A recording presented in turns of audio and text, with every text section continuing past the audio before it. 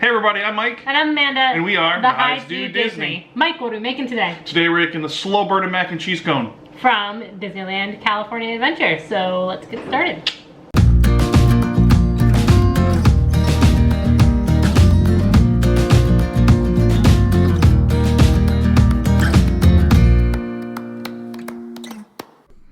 Okay, to begin, 1/4 cup of warm water, 25 grams of active dry yeast. Just put that into a little cup there and mix it up. Let that bloom for a few minutes. Now we're going to mix our dry ingredients together. So we're going to take a piece of parchment paper, put on 4 cups of bread flour, 1.5 tablespoons of sugar, and then just 1 teaspoon of salt, and just kind of sprinkle it all on top.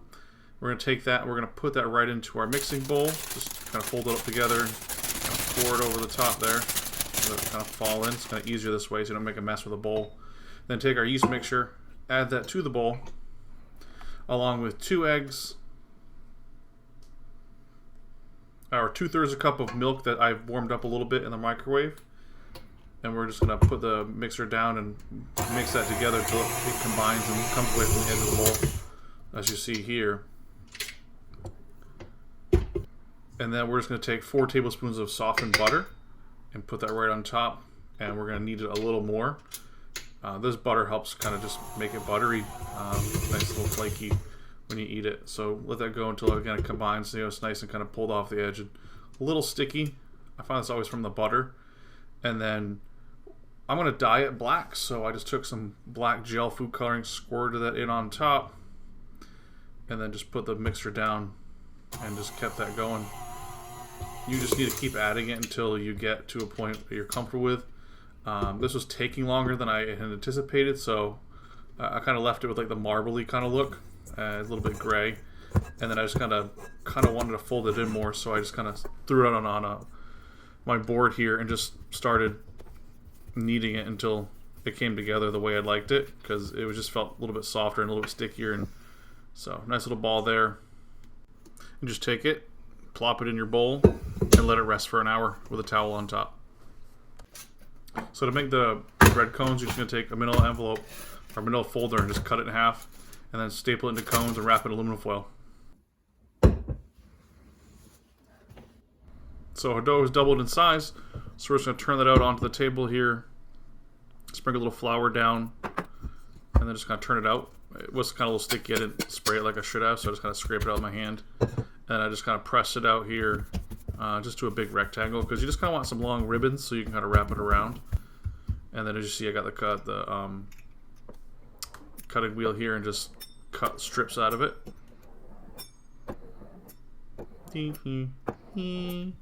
Sound effects. And just kind of crimped them together a little bit, kind of rolled them up a little bit. They're kind of my way.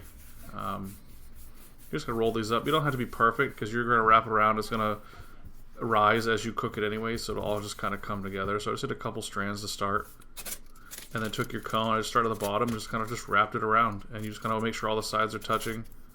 Again, it doesn't have to be perfect.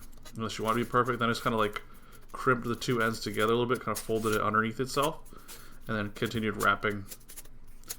I wound up doing 3 strands, which I should have just stopped at 2. It would have been perfectly fine. Again, just kind of crimped it together and wrapped it around, because this is massive. And then at the end, just kind of tuck it down under, and that's it. So I did that twice. And then we just want to egg wash them. So take your 1 beaten egg and just take your brush and just kind of brush them all the way down. You definitely want to flip them over though, and get the bottoms as well, just so you get the nice sheen and the nice color and the nice crunch. So that one's done, and then the second one's done as well. We took some everything bagel seasoning we get from Trader Joe's and sprinkled it on top, just for some extra flavor. We love that everything bagel seasoning. So, macaroni cheese. Take your pot of water, add a bunch of salt to it. You kind of want it to taste like the ocean. And just bring it up to a boil, and then take your small pot. You're going to add in 2 tablespoons of butter. It doesn't have to be softened because you're going to melt it anyways. When it's melted, 2 tablespoons of flour. And you want the butter to be nice and melted, so it kind of sizzles in there, and then just take your spoon and mix it up. You want to see this bubbling. If it's not bubbling, it's not hot enough, because you want to cook the flour. And that's very important. As you see here, you want it to get nice and bubble. Kind of like overcooking a pancake, I guess. That bubbling, it cooks the flour flavor out. You'll notice it in the end when you start trying to taste it. So then just take 2 cups of whole milk and just slowly add it into your mixture. It's not going to be thick to start because the milk is, again, still cold. So just kind of let that set for a while and start to come up to temperature. And then we added in 1 Fresno chili. Word of note, I wish I would have chosen a different chili. I felt like this is a little bit sweeter than I wanted it to be. And then we just took our noodles and added them to the boiling water. Give that guy a nice stir, because you don't want it to stick. So stirring kind of floats them around a little bit, makes them not stick. So notice both things are boiling. So with the milk mixture, you kind of want to give this a stir when it's boiling because you don't want it to burn. And then it's going to start to thicken as it comes up to boiling. So you want to make sure that you're not getting any clumps or anything like that. And then it just kind of starts to overflow a little bit, so you definitely want to keep an eye on it. Mix it as it starts to bubble up again. Again, get the bottom, you know, scrape it really hard, but you just want to make sure you're not getting any brown spots. So now that it's boiled for a couple minutes, we're going to take our cheese. So I have Cabot cheddar and Cabot Monterey Jack. I did 8 ounces of Cabot cheddar and 4 ounces of Monterey Jack. Just going to add that to your pot. You're going to want to mix this really good because you don't want any lumps and you want it to smooth out. The cheddar's a little bit grainier because of the style of cheddar that it is, so it's going to take a little bit longer. If I didn't put the peppers in here, I would have used an immersion blender and blended it a little bit. And to go along with the Halloween theme, again, I added some orange food coloring. Not for the cheddar color, but for the Halloween orange color, because it's neon orange. It wasn't as orange as I wanted it to be, but it still worked out here. And then we just season that with salt and pepper. You don't need a lot of salt in this because your cheese has a lot of salt, but definitely pepper. Give that a nice whisk to make sure it's nice and combined. You always want to taste it. Make sure you got your right seasonings. I got this one first time. Then take your noodles, and when they're done, strain them off. And then just take your cheese sauce and pour it on top. Glug, glug, glug. Yeah, scrape that pan. Make sure you get all that stuff out of there. And then just thoroughly mix it. And that's mac and cheese. It's, you know, different with the peppers in it than I anticipated, but it was good. So take our cones, macaroni and cheese, get your nice big spoon or a ladle. I used some cups to kind of hold them up. As I was filming this, I put both of them in there and then realized that this would be way too much, so I just shelled it down to 1 cup and 1 bread cone, because it's Amanda and I splitting it. I mean, I could have eaten a whole one, but I would have been really full, so just take your macaroni and cheese and ladle it in until pretty much the bread cone is overflowing. Just overflow that and let it kind of fall over the place here. Oh, only 1 noodle fell out. Now we take some crushed Flamin' Hot Cheetos, the crunchy kind, and just crush them up a little bit and sprinkle them on top for the added dramatic effect and the spicy heat. And that's it. What is happening? You ready for this? No, I am not. First of all, I'm not a hot Cheeto fan, so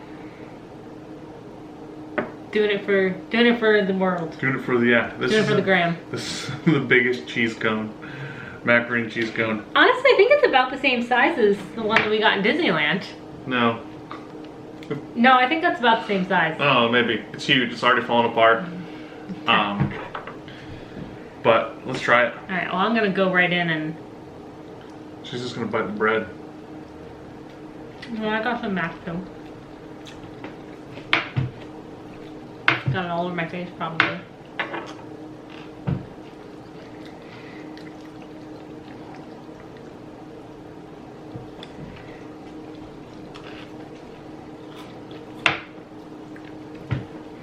It's pretty good.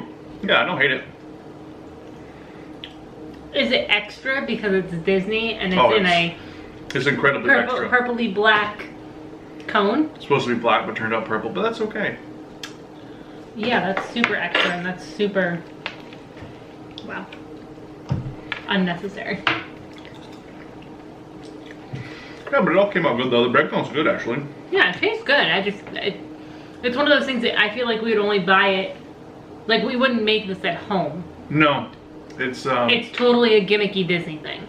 That's okay. Gimmicky Disney food is not bad. Made the cones about half the size because you probably could have like made 5 or 6 of these and feed a whole family. I made 2 big ones. Still had plenty of dough left over, And I was gonna make 2, but I was like, you know what? We're not gonna be able to eat 2, so we're just gonna go with 1. I think the mac and cheese is different because I'm lactose intolerant, so it's obviously not going to be as gooey and like liquid cheesy as it probably could have been if we had done it like a normal. And even I can tell it's different than what we normally make anyway. Yeah, it doesn't have bacon in it. I usually do cook mine down with bacon instead of using butter. I use bacon, so it is different that way. I mean, so it tastes fine. You know, we put Monterey Jack in it. Okay, that bite was definitely a little more cheesy. On top of the cheddar. But, no, other than that, it's good. I'd say overall it is a good dish. If you want to make something gimmicky, if you have like a Halloween party that you want to make, or if you're doing a Cars themed party and you want to make like cozy cones, you could do like little mini ones for the kids. That'd be adorable. This is really cool to kind of get like little ice cream holders. So little ice cream holders, you can make little small ones and make ice cream holders and kind of put them out there and let them fill them up themselves. It'd be kind of what I would do. Yeah, it'd be cute, and you could like put your own. But other than that, I mean, it was good. Yeah, I don't hate it. So I'm not like, oh my gosh, everybody needs to go make it right now. But it's good. Yeah, so we're gonna chow down on this, guys. Absolutely. So thank you guys so much for watching. If you enjoyed this video and want to see the rest of our fall foods, then make sure that you are subscribed. Give it a big thumbs up and make sure you ring the notification bell down there somewhere. And I guess we'll see you Monday for a Disney video, Thursday for a cooking video, other random videos on other random days. Bye. Peace.